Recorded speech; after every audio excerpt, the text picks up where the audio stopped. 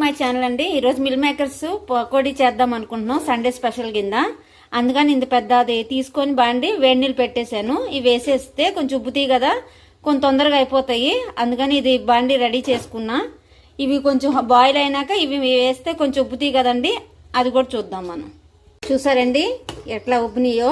ఇవి చిన్నగానే తీసుకున్నాము, మరి పెద్ద అయితే మళ్ళీ బౌల్ సరిపోను, చిన్నగా తీసుకొచ్చాను.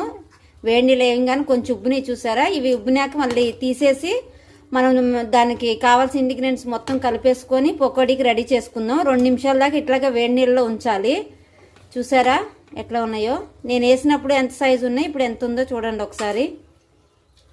ఇవన్నీ నీళ్ళు కూడా తీసేసి చక్కగా మనం మిక్చర్ చేసుకుందాము. అవన్నీ కలుపుకుందాం. ఉప్పు, కారము, మసాలా, అల్లం పేస్టు, కార్న్ఫ్లవరు అవన్నీ కలిపి దాన్ని పక్కన పెట్టేసుకుంటే కొంచెం బాగా మ్యాగ్నెట్ అయ్యి చాలా బాగుంటుంది అన్ని పట్టి.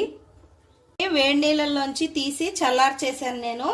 ఇప్పుడు వీటిని చూడండి, ఇలా స్క్వీజ్ చేస్తుంటే లైట్ గా వాటర్ వస్తుంది. ఈ మాత్రం మాయిశ్చర్ ఉండాలన్నమాట. ఇప్పుడు దీనిలో ఫస్ట్ మనం వేసి కలుపుకోబోయేవన్నీ కరెక్ట్ గా పట్టాలంటే ఆయిల్ వేసుకుంటున్నా ఫస్ట్. దానికోసం వీటి మీద ఒక 2-3 స్పూన్స్ ఆయిల్ వేసేసుకొని ఫస్ట్ ఇవన్నీ ఆయిల్తో కోట్ అవ్వేలాగా కలిపేస్తున్నాను.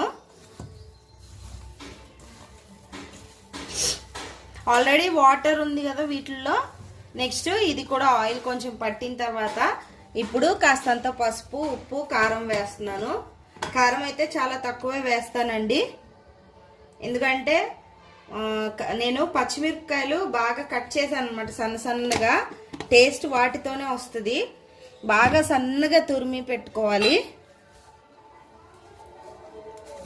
అందు గురించి కారం చాలా తక్కువ వేస్తాను.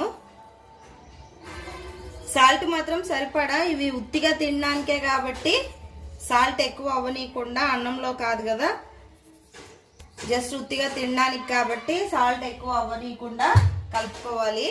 అల్లం వెల్లుల్లి పేస్ట్ కూడా వేసేస్తాను. చూడండి ఈ మాత్రం వేస్తున్నాను నేను అల్లం వెల్లుల్లి.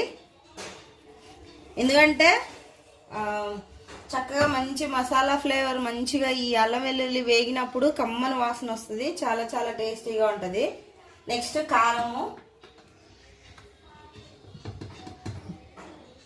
కారం అయితే తక్కువే వేస్తున్నాను. దీనికి ఫుడ్ కలర్ కూడా వేస్తారు, కానీ నేనైతే వేయట్లేదు ఇంట్లో కాబట్టి. అవసరమైతే రెడ్ కలర్ వేసుకోవచ్చు, బట్ నేనైతే వేయట్లేదు అనమాట. ఫుడ్ కలర్స్ మంచిది కాదని చెప్పి.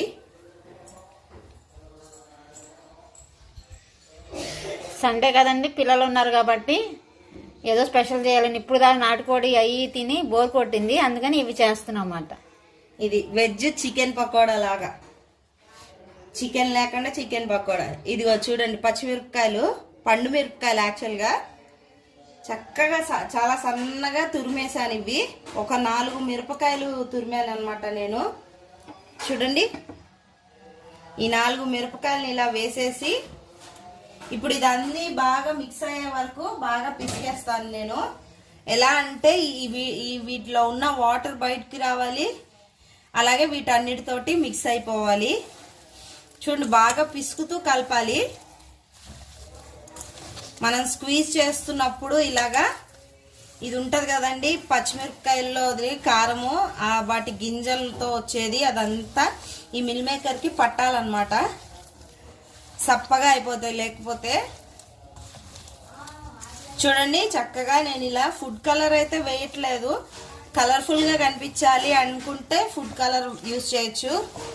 అలాగే పెద్ద పెద్ద మిల్ మేకర్స్ అయితే తీసుకోవట్లేదు, చిన్నవే తీసుకున్నాను సైజులో. చూడండి, ఎందుకంటే పెద్దవైతే లోపల వరకు కారం, ఉప్పు అదంతా పట్టదు ఎక్కువగా. చూడ్డానికి చికెన్ ముక్కల్లాగా అయితే కనిపిస్తాయి, కానీ టేస్ట్ అయితే లోపల వరకు వెళ్ళదు. అందు గురించి నేను వీటితోటే చేస్తున్నాను. చూడండి, నేను కలిపేటప్పుడు కూడా బాగా స్క్వీజ్ చేస్తూ కలుపుతున్నాను. చూడండి, గట్టిగా ఇలా పిసుకుతూ. ఇవైతే చితికిపోవు, ఎందుకంటే మనం ఎక్కువసేపు ఉంచలేదు హాట్ వాటర్లో, జస్ట్ మెత్తగా అవ్వడం కోసం మాత్రమే ఉంచాను. ఇదంతా పచ్చిమిరపకాయల్లో ఉన్న కారము ఇదంతా చక్కగా వీటన్నిటికీ పట్టింది. ఒకసారి ఉప్పు చూసుకొని కానీ మంచి స్మెల్ వస్తుందండి. అది వేసాం కదా పండుమిరపకాయ, మంచి గుమగుమ వాసన వస్తుంది. కార్న్ఫ్లవర్ వేసుకోవాలి. ఇప్పుడు వాటికి పైన కోటింగ్ లో మంచిగానే సరిపోయింది ఉప్పు. ఇప్పుడు ఇవి స్టిక్కీగా మంచిగా రావాలి కాబట్టి పకోడీలాగా క్రిస్పీనెస్ రావాలి పైన లేయర్ అంతా కొంచెం. దానికోసం మనం ఎక్కువగా వేయించేయకూడదు. వేయించేస్తే మరీ గట్టిగా రబ్బర్ ముక్కల్లా తయారైపోతాయి. అలా వేసుకోకుండా పైన లేయర్ ఇలా కొంచెం క్రిస్పీగా రావడానికి కార్న్ఫ్లవర్ వేసేసాను.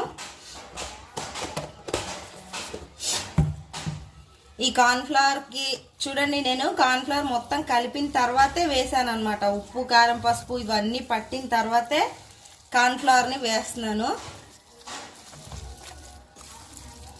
ఇలా ఉండాలి. మంచిగా కలిపాను. ఇంకా కొంచెం పడుతుంది కార్న్ఫ్లవర్. మనం ఇలా అంటున్నప్పుడు నూనెలో ఇవి విడివిడిగా పడిపోకూడదు. ఒక 2-3 ఇలా స్టిక్ అవుతూ పడాలి పకోడీలాగా. అలా వచ్చేంత వరకు మనం కార్న్ఫ్లవర్ వేసుకోవాలి. ఒకసారి కార్న్ఫ్లవర్ వేసిన తర్వాత కూడా ఉప్పు కారం ఒకసారి చెక్ చేసుకొని వేసుకోవచ్చండి.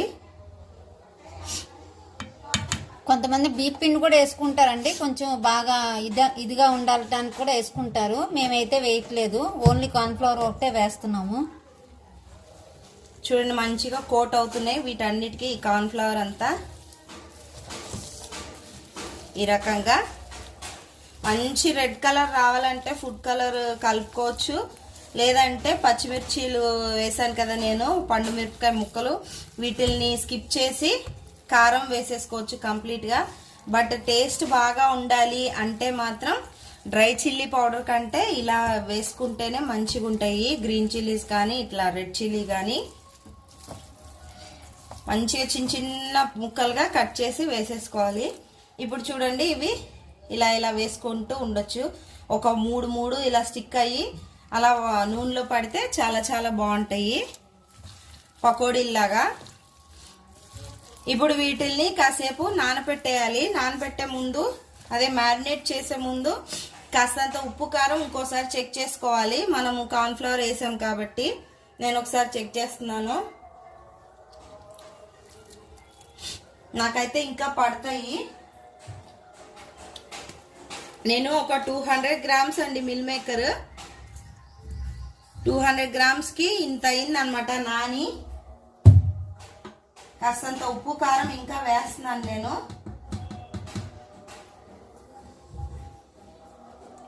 ఇంకా పడుతుంది అనిపిస్తుంది కాబట్టి చూడండి మంచిగా మిక్స్ చేసేస్తున్నాను. మళ్ళీ కార్న్ఫ్లవర్ వేసిన తర్వాత కూడా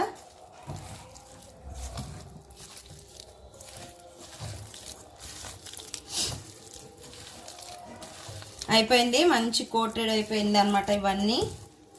ఇప్పుడు ఒక అరగంట సేపు, ఖచ్చితంగా అరగంట అన్నా ఇవి పక్కన ఇలా ఉండాలి. వాటికి అంతా టేస్ట్ అంతా పట్టాలన్నమాట. ఇప్పుడు కరెక్ట్గా సరిపోయింది ఉప్పు కారం అంతా కూడా.